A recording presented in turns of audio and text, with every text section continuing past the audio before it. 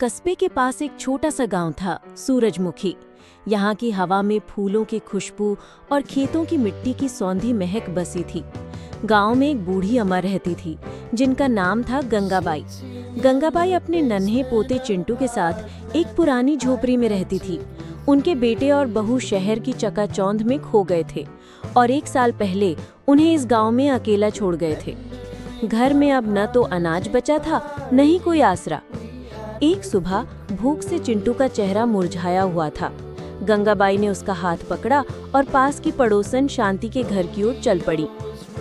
शांति बहन, जरा सुनो तो, गंगाबाई ने पुकारा। क्या है अम्मा, सुबह सुबह क्या मांगने चली आई? शांति ने दरवाजे से झांकते हुए कहा। बस ये चिंटू भूखा है, अगर कुछ खाने को हो तो थोड़ा दे दो, गंगाबाई ने गिड़गिड़ाते हुए कहा।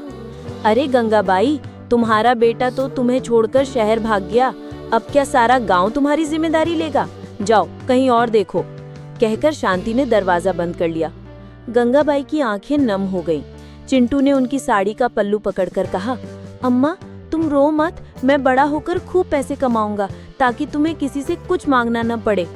गंगाबाई ने उसका माथा चूमकर कहा, तू मेरा हीरा है चिंटू, चल गांव के मुखिया जी के पास चलते हैं। मुखिया रामलाल अपने घर के आंगन में बैठे थे। गंगाबाई ने हाथ जोड़कर कहा, प्रणाम मुखिया जी, ये चिंटू भूखा है, कुछ खाने को मिल जाए तो। मुखिया रामलाल मुस्कुराते हुए कहा, अम्मा आप तो मेरी माँ जैसी हैं, ये मांगने की बात कैसी? लाओ मैं अभी खाना लाता हूँ, और हाँ, अब से हर महीने राशन आपके घर पहुँच जाएगा।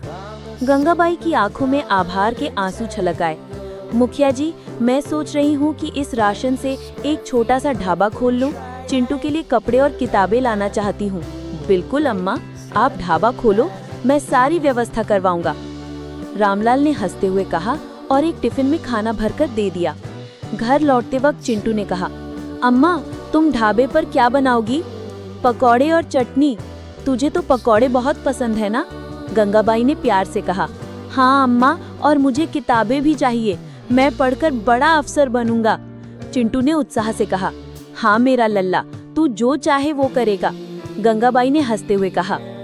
गांव के पास एक छोटी सी नहर थी। चिंटू वहां मिट्टी से खेल रहा था। तभी एक साधु जैसा व्यक्ति वहां आया।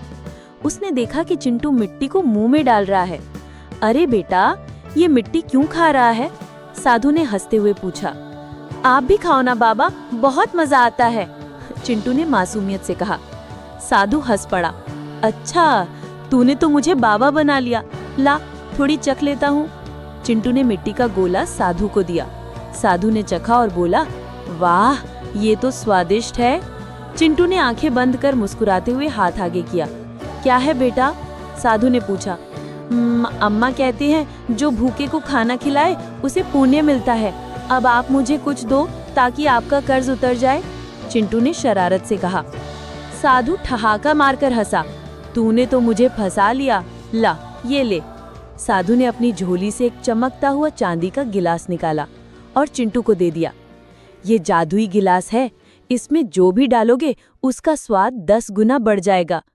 तभी गंगाबाई की आवाज आई, चिंटू कहाँ है तू? अरे बाबा भागो, अम्मा आएंगी तो डांट पड़ेगी, चिंटू ने कहा। साधु मुस्कुराया और पलक झपकते गायब हो गया। गंगाबाई ने चिंटू को मिट्टी के पास देखा और डांटा। कितनी बार कहा मिट्टी मत खा। अम्मा मैंने नहीं खाई, वो बाबा थे, उन्होंने ये गिलास दिया, चिंटू ने गिलास दिखाया। गंगाबाई ने गिलास देखा और चौंक गई। ये तो चांदी का है, कहाँ से मिला? बाबा ने दिया अम्मा, तुम रख लो, बस मुझे डांटना मत, चिंटू ने कहा। गंगाबाई हंस पड़ी। तू और तेरी मीठी बातें। अगले दिन रामलाल राशन और ढाबे का सामान लेकर आए। गंगाबाई ने पकौड़े बनाए और चटनी उस जादुई गिलास में रखी। जैसे ही चिंटू और रामलाल ने चटनी चखी, वे हैरान रह गए। अम्मा ये तो अमृत जैसा स्वाद है, रामलाल बोले। हाँ ये गिलास का कमाल है, चिंटू ने खुशी से कहा।